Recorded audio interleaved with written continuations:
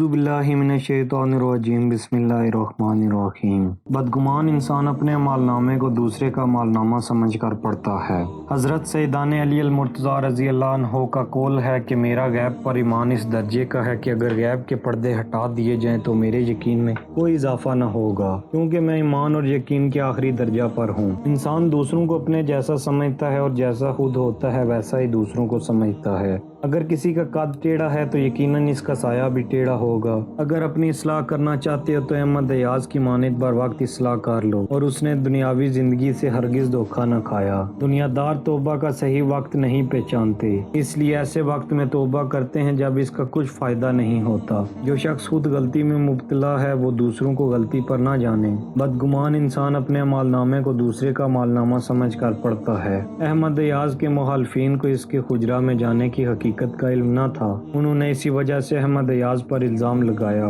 احمد ایاز کی شکایت کرنے والے عمراء در حقیقت خود مکار تھے اور انہوں نے احمد ایاز کو بھی مکار جانا۔ سلطان اس کی پاکیزگی سے واقف تھا، اس لیے اس نے عمراء کو رات کے وقت اس کا حجرہ کھولنے کی اجازت دی۔ سلطان کو اس بات کی پریشانی تھی کہ اس کے مخلص احمد ایاز کو اس کی خبر ہو گئی کہ میں نے بدگمانی کی بنیاد پر اس کے حجرے کی تلاشی کا حکم دیا ہے تو اس کو شدید رنج پہنچے گا۔ سلطان یہ بھی جانتا تھا کہ احمد ایاز بدگمان نہیں ہوگا، بلکہ وہ یہی سمجھے گا کہ اس کے مخالفین پر حقیقت واضح کرنے کے لیے میں نے ایسا حکم دیا ہے۔ مصیبت زدہ جب اپنی مصیبت کی کوئی بہتر وجہ تلاش کر لیتا ہے تو رنج و غم میں شکست خوردہ نہیں ہوتا۔ سلطان نے سوچا کہ احمد ایاز اپنے خلوص کی وجہ سے اس واقعے کی کوئی بہتر وجہ تلاش کر لے گا۔ میں اگر آزمائش کی 100 تلواریں بھی اسے ماروں گا تو اس کا خلوص پھر بھی کم نہ ہوگا، کیونکہ وہ جانتا ہے کہ میرا اس کو تلوار مارنا در حقیقت خود کو تلوار مارنا ہے۔ مقصود بیان: